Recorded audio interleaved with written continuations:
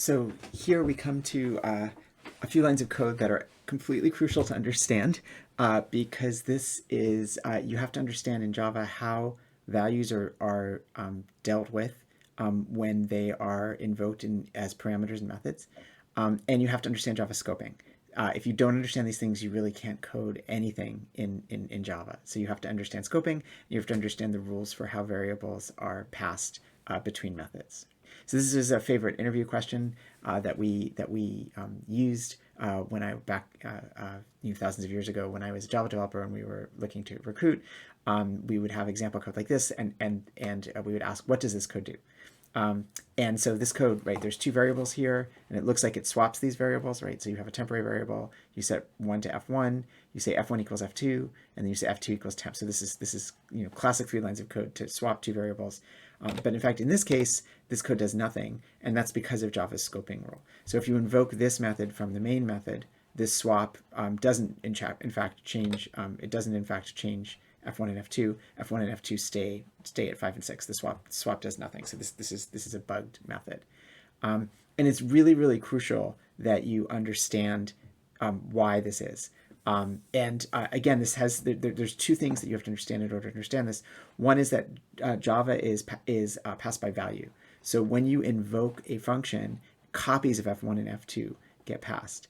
And the other is in Java's scoping rule is that f1 and f2 that exist here in swap exist in a different namespace than f1 and f2 that exist in main. So you can really kind of think of these variables as main.f1 and main.f2 and swap.f1 and swap.f2. And what happens to swap.f1 and swap.f2 does not impact the values of main.f1 and main.f2. So I find it very helpful when trying to understand the way that Java's memory works is just take a piece of paper or whatever the equivalent of a piece of paper is in a web lecture and walk through the code one line at a time and try and figure out what's happening in memory as the code executes. Right? So I have a main scope that's here, and this main scope has two variables, one called f1, and when this first line of code executes, f1 is set equal to 5. Right? And then there's another variable called f2, which gets created when this line of code executes, and f2 is set equal to 6. Right? So this is the scope of main, and there's two variables, f1 equal to 5 and f2 equals 6. Then when this method swap gets invoked, there's a namespace called swap, right? And so now we have this context swap that's here. And there's three variables in swap. There's a temp variable, right? The temp variable is going to be set to so actually maybe before I get to the temp variable, the first thing that's going to happen when swap gets invoked is that f1 and f2 are going to be created as variables within the context of swap. And because Java is passed by value, the f1 and f2 in swap, so this is swap.f1 and swap.f2, these are going to be set to 5 and 6. But these are copies of the data, right? And here it's really just a coincidence, right? I could name these anything I wanted to. I could call them S1 and S2 or Z1 or Z2, right? Because they're in different namespace here, swap.f1 and swap.f2 are entirely distinct variables from main.f1 and main.f2, but just because of the way that I've arranged the parameter list here, these get copied, right? So f1 here, swap.f1 is a copy of whatever value you passed in, and that was 5, and swap.f2 is a copy of whatever value you passed in, and that's 6, right? So before any of the code in swap executes, this is what the context of swap looks like. Then, right, temp gets set to f1, so that actually makes another copy of the data, which sets this to 6, and then f1 gets set to 6, and f2 gets set to 5, right? So it looks like something swapped, but then this entire thing goes out of scope, right? This entire thing goes out of scope when you hit this bracket here. Boom, it's all gone, right? So it's like it never happened. And so because the original f1 and f2 are in their own namespace, they're in their own safe context namespace, so they don't get switched. And so that's why this code does nothing. It swaps, these variables get swapped in the context of the swap function, but they don't get nothing happens to the f1 and f2 that's in the context of the main function. So arrays in Java are just objects. We're going to learn a lot about objects in the next couple of weeks, in the next couple of lectures, right? But the references to arrays are just pointers to the arrays, right? And so this situation with this code doing nothing doesn't change when you have just references to the arrays instead of numbers, instead of just simple floats. And again, we can work this out with pen and paper to see that this code will do nothing, right? So now when this code starts, I have the main, I'm in the main context that's here. And now I have f1 is an array, right? So f1 isn't a simple number. It's an array. It's an array with just one element that points to the number 5. And f2 is pointing to an array with just one element that has the number 6. Right. So f1 is pointing to an array with one element that has the number 5. f2 is pointing to an array with one element that has the number 6. So that's how this is set up in the main context. Now I call swap. Now the references here are a little bit different than the primitive type. So in the previous slide, we had floats. These were primitive types. And when I copied by values, I was making a new piece of memory and copying the numbers that were in f1 and f2. Here, I'm copying the references to these arrays. So this float array f1 here in swap, this context, is a variable called f1. And again, it's just a coincidence that it's called f1, right? I called it f1 here and called it f1 here, but it could be called anything that I want to be because it's in its own context space. But here now, this is a reference to the same array. So main.f1 and swap.f1 are both pointing to this array. And f2, being initialized here, is a reference to the same array that's here, right? So f1 points to this array, f2 points to this array. Now swap here does something interesting. Swap, when I say temp equals f1, right? I have a new variable temp, okay, and it makes a copy of whatever f1 is, and that is again a reference to this array, right? So temp looks like this, right?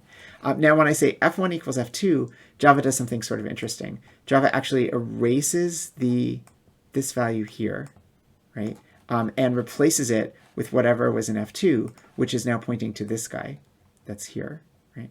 And when I say f2 equals temp, Java erases this value that's here, and then sets f2 to whatever's in temp to look like that. Okay, so f1 and f2 have gotten swapped, right? So it looks like something happened. But then, as before, when you hit this bracket, this entire thing goes out of scope. Just goes out of scope, right? Like it never happened. And the original f1 and f2 in main are still pointing to where they were. And so you still have the values of 5 and 6. So this is very, very important to understand, right? Is this relationship between scoping and references.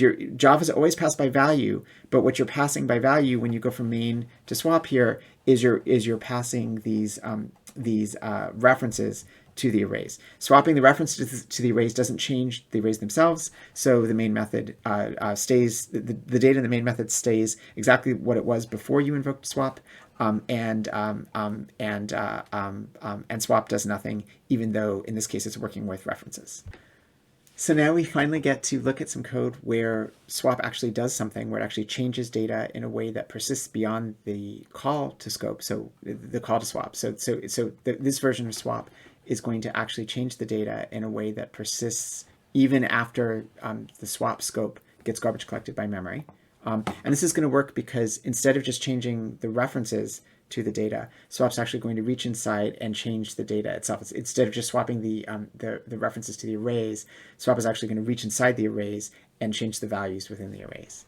So to see how this works, we again invoke our just a piece of paper, right? Take a scrap piece of paper, or whatever the equivalent is to a scrap piece of paper, and then try and work out what the scope is going to be, right? So we start with main scope that's here, right?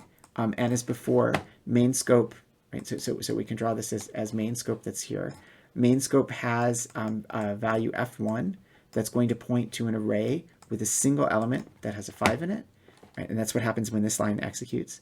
And then main scope 2 has a single element, or main scope f2 points to an array that has a single element that has a 6 in it. Right? So that's main scope.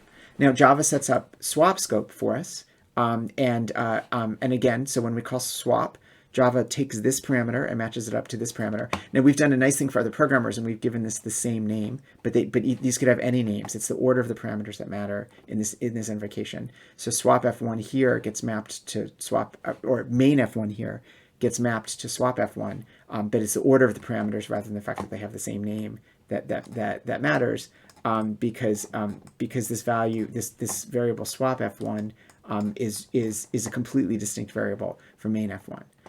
So the values of the value that is in main f1, which is a reference to this array, gets copied to swap f1. So the swap scope goes, swap f1 points to this array, and swap f2 gets set up here to copy what was ever in main f2. So swap f2 also gets pointed to this array. So that's what happens before anything executes in swap. Now Java sets this up for us. We have our swap context that's here. The first thing that we do is we check to see if these arrays are the same length, right? Because if the arrays are the same length, I don't know what it means to swap them. So if the arrays are not the same length, we throw an error. We'll talk all about errors and error handling and what this throws exception means in a couple of lectures later. But for now, you'll just have to take my word for it that this is how you raise errors in Java, right? Now we have a third context, which is the for context that's here. So we have the swap context that's here, right? And then within the swap context, there's a for context, which is kind of a subcontext within swap, right? So this for loop is its own context. The for loop has an x variable, which gets set to 0. This for loop's only going to execute once, right? Because the array length is 1, right? This passes, right? f1.length is 1, f2.length is 1, so we don't raise the error here. We're going to set x equal to 0. While x is less than 1, we execute. So this will execute exactly once, right? So now we say float temp equals f1x, right? So f1x is the thing that's in the array. So within the for loop, we have a temp scope, right?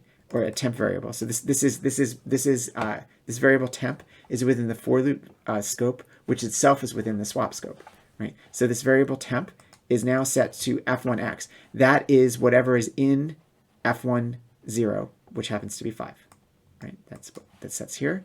Now comes the key part. We say f1x equals f2x. So now we are actually going to change we're going to change what's in f1 in this line of code. We're going to erase what's in this line of code, and we're going to replace it here, right? So after this line executes, what's actually in the array is the same for the f1 and the f2 array, right? Then we say f2x, what's in here, equals temp. So we reach back here, this equals 5. So Java goes and erases whatever. Java goes and erases whatever was in here, right? And writes a 5, like that, okay? Now the for loop goes out of scope. For loop's gone. Now, right, that happens here. Now I hit this bracket, the swap goes out of scope. This whole thing goes out of scope, right? But now look what's left in main. Main, right, the data in main has actually been swapped, right? So even though all of this has gone away, it's done its work and it's actually reached in and done the swapping. So these 3 slides are crucial to understand, right? So you need to understand the scoping rules in Java, and you need to understand the fact that Java is always call by value. You're always making copies of data when you invoke a method. Here you're making a copy of a primitive type. When you swap the primitive types, when you swap the copies of the primitive types in scope swap, nothing persists because this just goes out of context, gets garbage collected. Nothing happens in main. Likewise, here we have references to these arrays. We swap the references to the arrays, but we don't change any of the data in the array itself. So when this goes out of context, nothing has changed with respect to scope main. But here, we're not changing the references to the arrays. We're changing the data in the arrays themselves. So these changes persist even after swap has been invoked. So you need to study these very carefully. You need to, again, if you get confused, you need to make these little diagrams where you draw out what's happening, go through each line of code and draw out what's happening. And you need to do this enough that it just becomes second nature to understand these rules. Because if you don't understand exactly what's happening with the way that Java is handling these data, you won't be able to make very much progress in your Java code.